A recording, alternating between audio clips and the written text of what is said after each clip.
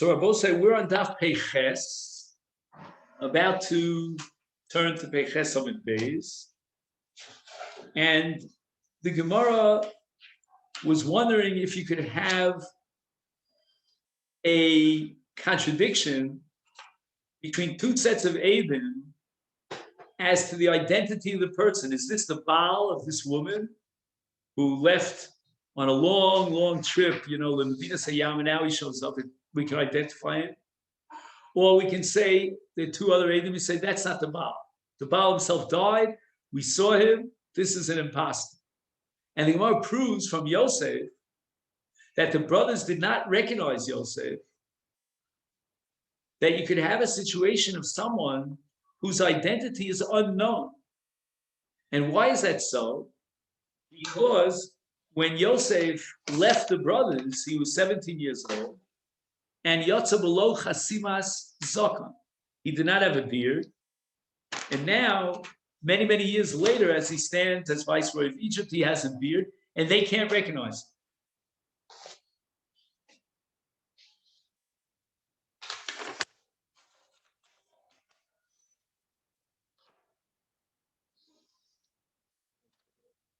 So that's the case that we discussed last week.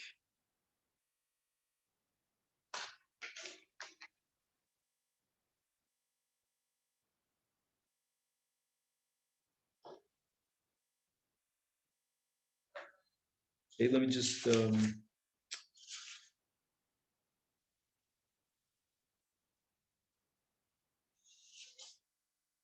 here it is. Malamed sheyotze below chasim zokan ubava chasim zokan. Okay.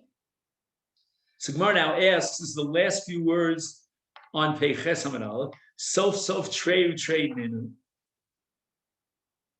You have now a head-on collision between two pairs of Eidim as to whether or not she's married, and she's married to this fellow who's standing here with 2 feet, or her husband died, she's an almana, she can marry someone else because her husband died. And 2 Eidim are testifying that we recognize the husband and he's gone. This is an impostor. And the Gemara wants to use this as an explanation for the statement of Rav, who says that in a case of 2 Eidim, lo teitze. She went ahead and she got married to a second fellow, and we're going to recognize the validity of that marriage. We're not going to bust up that marriage. So the Gemara asks, I don't get it. And here we turn to Peiches Amid Beis. Habal leha bi asham tolui. We're going to try to understand the Gemara's kasha. If you have a piece of unidentified fact, what I mean is it might be shuman, it might be chelev. You know, obviously you're not allowed to eat it. It might be chelev as a chiv kares. He went and he ate it, and he doesn't know whether he ate chelev or shuman. In such a case, he brings a korban asham tola. Now, from the fact that he brings a korban asham tola, at the very least, you have to assume that there's a serious violation here. Now, every time she has a relationship with another man, other than her original husband, she's going to have to bring a korban asham tola, because she could not possibly know whether her husband's alive or dead. We have 2 Eidim saying that her husband died, and we have 2 saying her husband is still alive and well. There he is. And if we can't identify him except for trade 2 Eidim against 2 Eidim, she's in a situation where every time she has a relationship, it's like a chiv kares of Safek Chelev, Safek Shuman, and it incurs a chiv of Asham Tol. You're going to tell me that we're going to allow her to be married to the second husband when there's at least a 50% chance that her husband is still alive, her original husband? We're going to allow her to have an intimacy with another man. Every single act of intimacy that she has generates a chiv korban asham. Impossible. Amar Rav Sheshes. This is wild. Kigon shenises li echad me'edeha.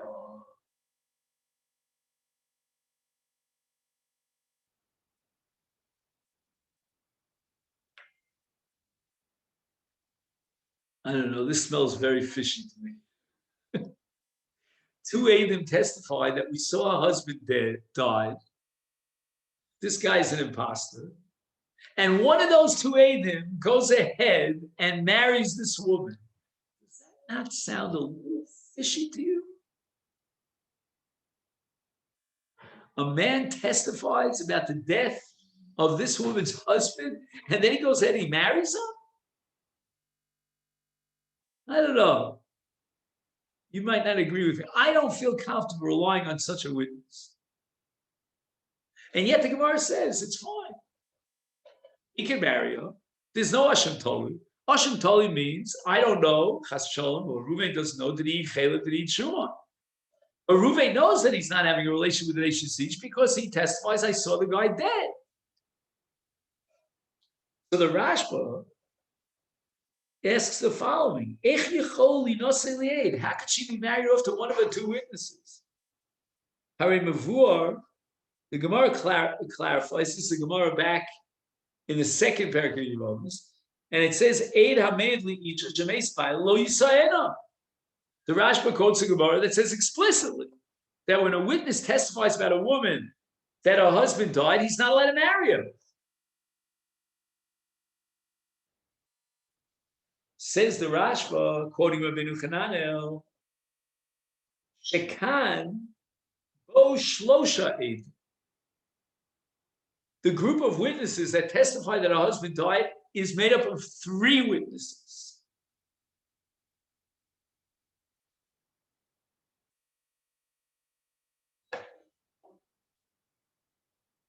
And therefore, if one of those three witnesses marries her, and that casts, of course, a shadow of suspicion, I still have two Eidim to rely on that testify that her husband died.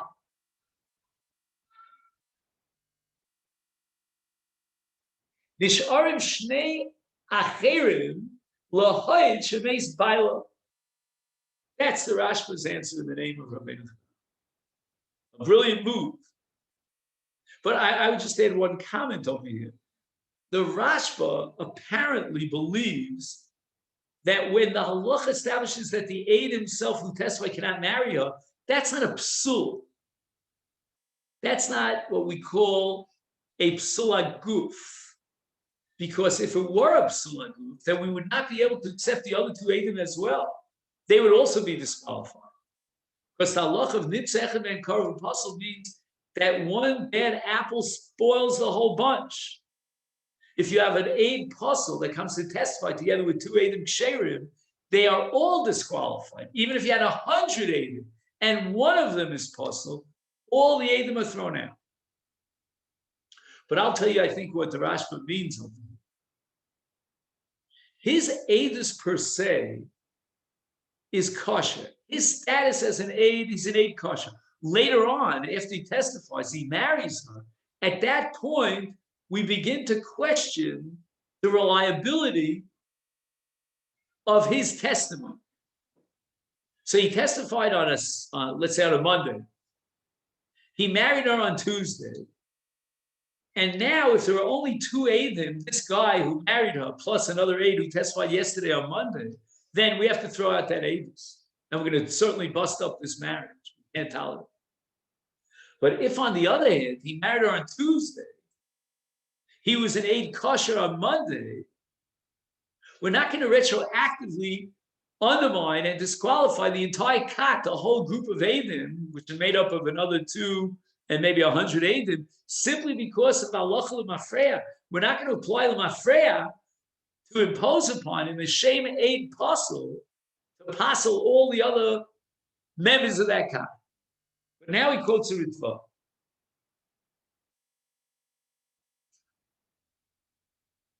He says, Li'el, Nevur, Shem Niseis Lo Teitze, Mishum Shemikoach,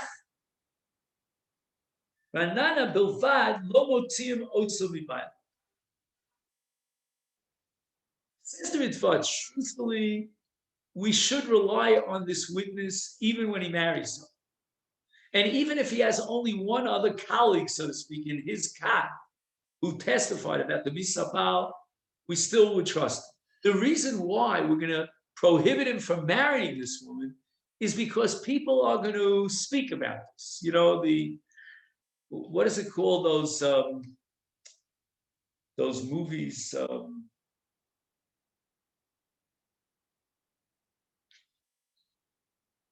It's at the tip of my tongue.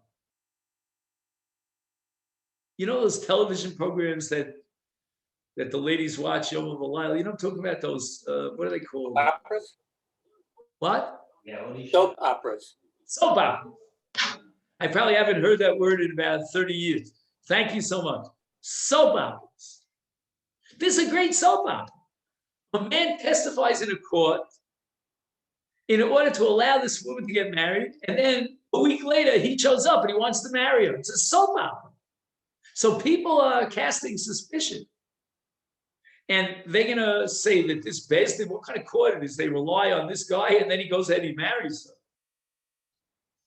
Says the Ritva, for that purpose, to avoid this kind of, talk, it's Lashon Hara, we're not going to bust up a marriage. So if he went ahead and he married, we wouldn't allow him to marry her, but if he went ahead and he married her, let bygones be bygones. And therefore, now a sugya, Nises Li'echad Meideh, means she already got married to one of her witnesses, is lo teitza. Now, all this is fine and dandy as far as the witness who marries her, because he has no suffix, he saw her husband die. But what about her? She didn't see her husband dead. He gufa b'yashem tolu kaima. All right, you solved the problem of the husband, the second husband. He doesn't have a chiyuv Hashem toli because he knows vaday that the first husband died. But what about her? The Omeres Bari. Gemara says that she knows for sure that her husband is dead. How does she know for sure her husband is dead? So Rashi says Al Yedei Simonim. Let's see if we can find the Rashi.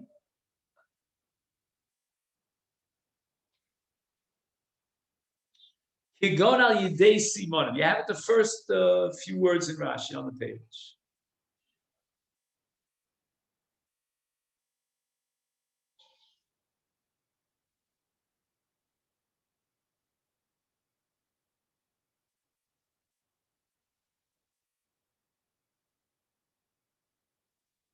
So here we have a presentation of the Chassam Sofer. Wait, Rashi. He says, you know what Rashi has in mind?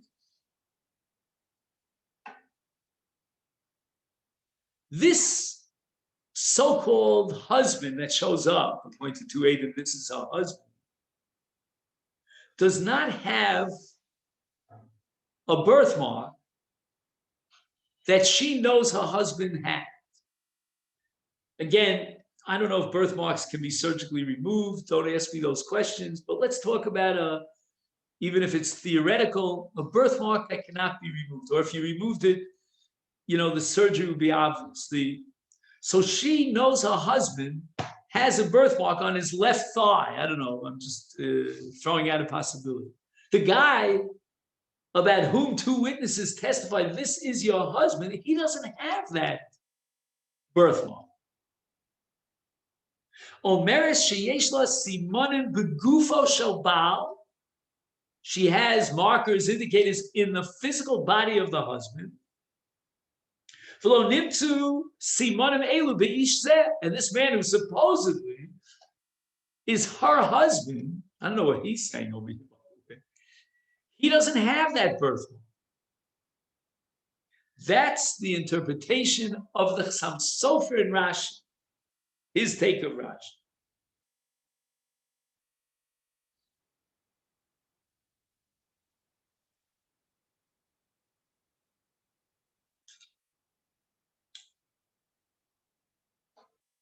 However,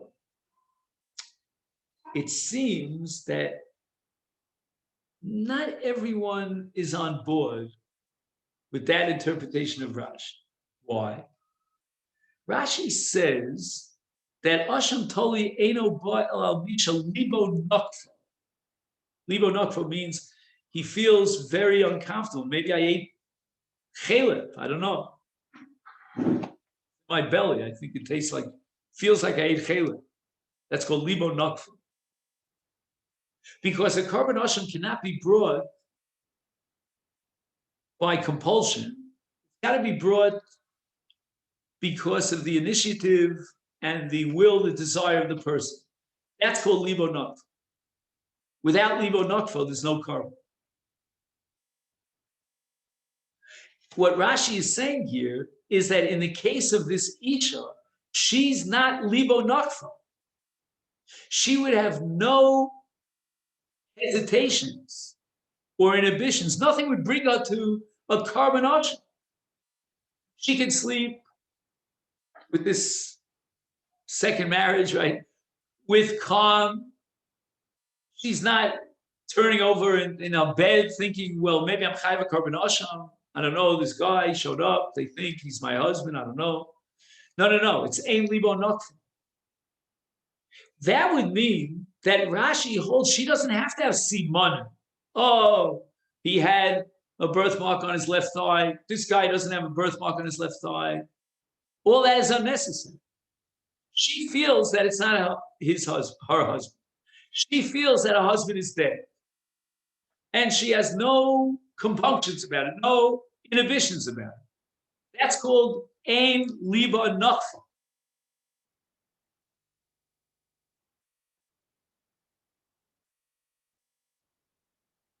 Ihachi, says the Gemara, Ma'ila Meimra. Now the Gemara goes to the other extreme. Why do I need Rav to tell me that we don't bust up the marriage? How can we bust up the marriage? And she claims that she basically knows her husband died. She was married to one of her witnesses. So we have two witnesses that testify her husband died. And she married one of the witnesses. What was going on in the mind of the Havamina that Rav came lafuke? Did we ever entertain that in such a case we're going to break up the marriage? Ma'ila Meimra.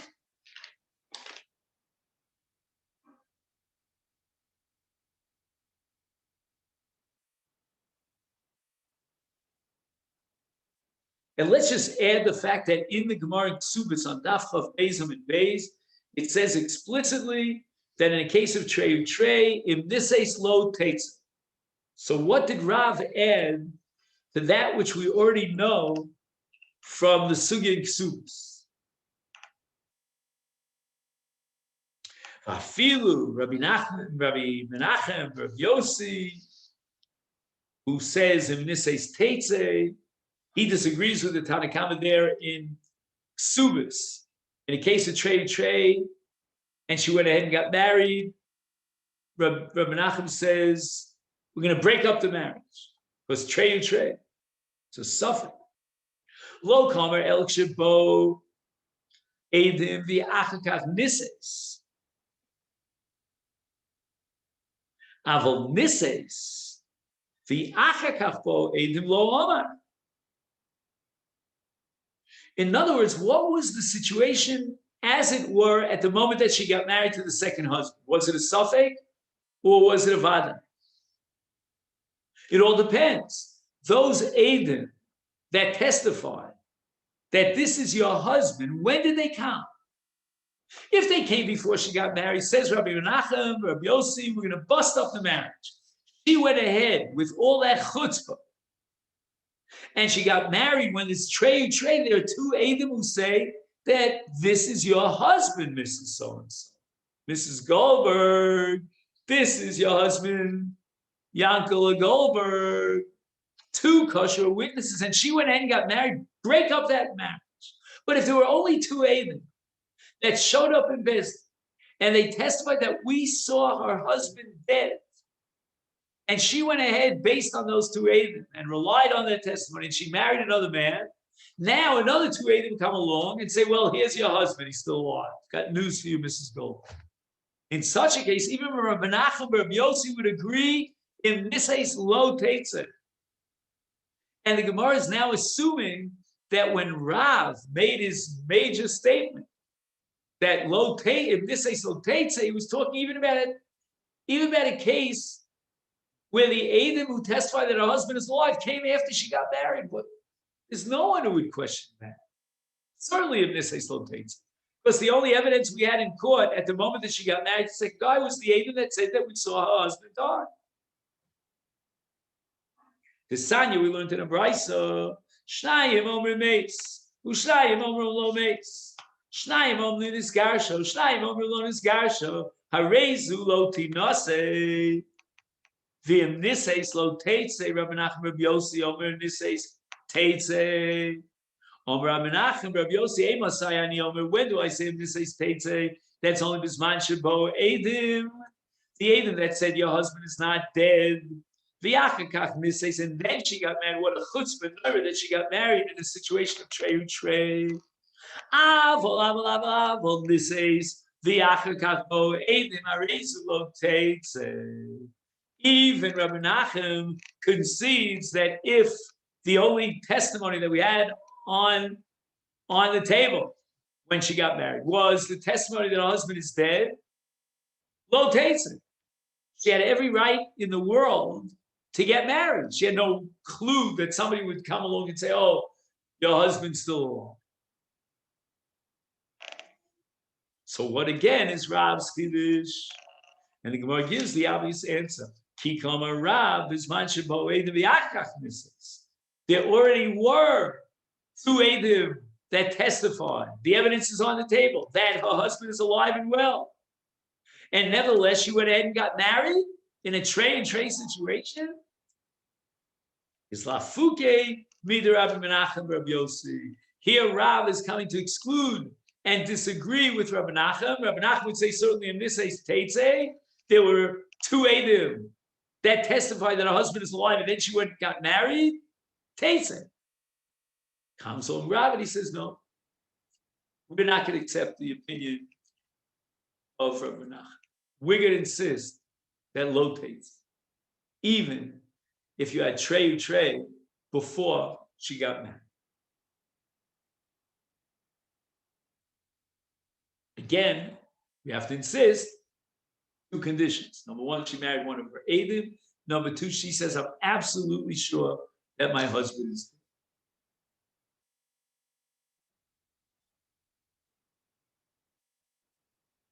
And now we're up to Ika Diyan.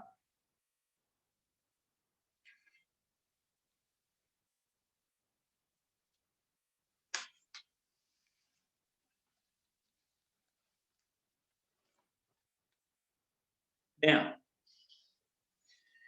there's a sugya in Yevamot that we did not learn on Daf Lamed Aleph. And the sugya there is very relevant to our sugya that we're learning today.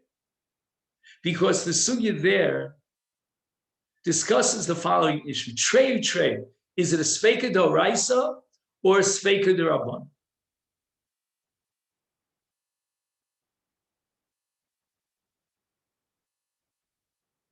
What does that mean? One Mandiyama says that trey is a sveika d'rabban. On a d'oraisa level, once you have two Eidim that say that you're patur, the Torah says you can rely on those two Eidim. Either another two Eidim that say you're chayav. You have a right to rely on those two Eidim. Two Eidim are like testimony that today is Monday. Got that right.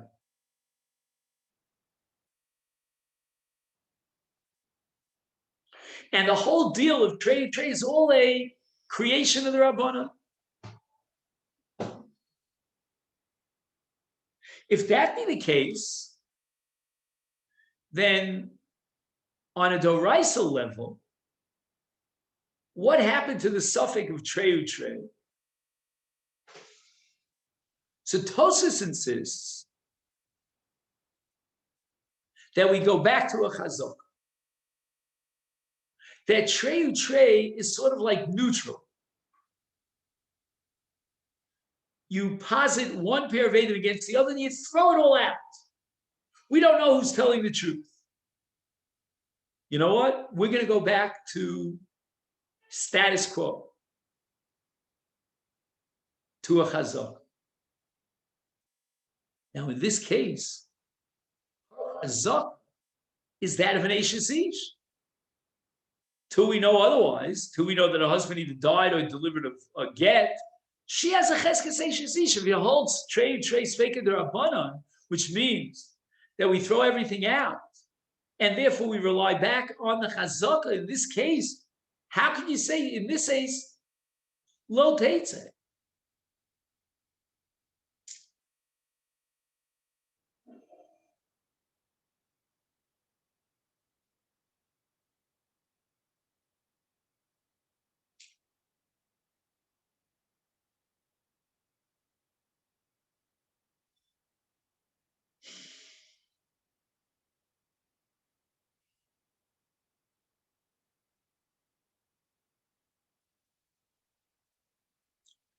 Oslo and Tosus with an unbelievable breakthrough principle. And he says that Isha Daiko Mitzvah Mari Leila Cheskes Eishes Ish. Forget about the Cheskes Eishes Ish. The fact that she, and we rely on her, to investigate and establish without a shadow of a doubt that her husband died, even though, as far as the objective evidence is concerned, we have trade, and we go back to Cheskes Eishes Ish, she can undermine the power and the halachic status of a Cheskes Eishes Ish. Why? Because Isha Daiko Mitzvah. She would not think of getting married unless she was convinced in an absolute way that her husband is dead. Forget about chazakas. And the reason why I point this out to you is because I believe that Tosfos is changing our whole understanding of chazaka. Chazaka, says Tosfos, is an assumption. If we have no evidence to the contrary, status quo, leave things as they are. But if we have any sort of strong evidence to the contrary, and that would lead me, if I accepted that evidence, to the conclusion that the chazaka is gone, then forget about the chazaka. We have evidence. Chazaka means the absence of any evidence. We're in the dark. You're in the dark, leave it as status quo. That's chazaka. But there's no evidence that is inherent in chazaka. Chazaka doesn't prove a thing.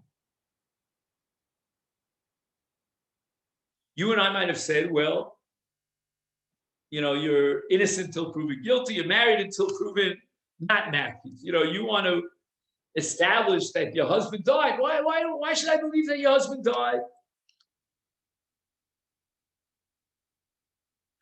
And the fact that you were married, that itself tells me to assume that you're married till I know otherwise.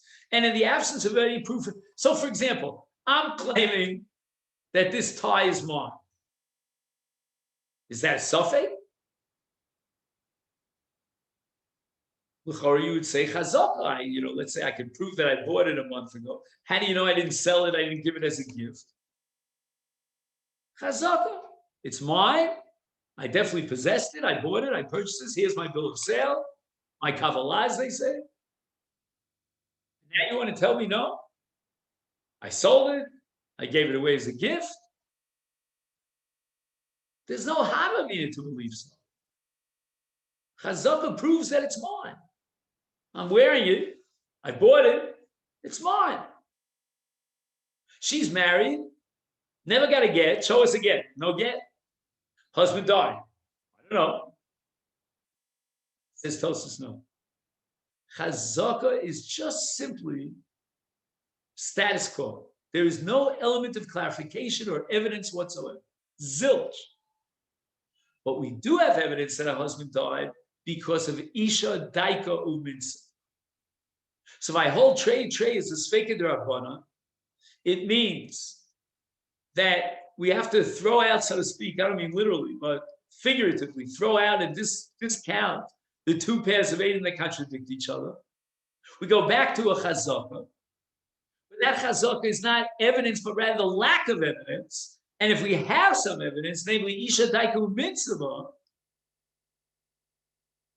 then we're going to lie on that evidence. And that evidence is going to completely undermine and neutralize any vestige of a chazaka that she was an Ashes Isha and she therefore is an Ashes Isha. No. Forget about all that. Isha Daiku means.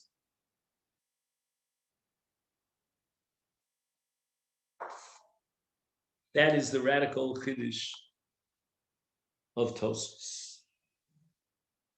Okay, then. So let's just make a note, as I like to do, as to where we got up to.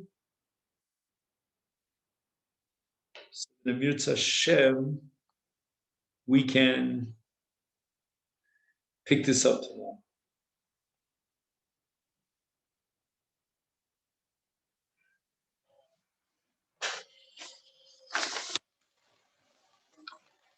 And, we're now on the top of Peches Omid Beis, and we're up to Ikadiam,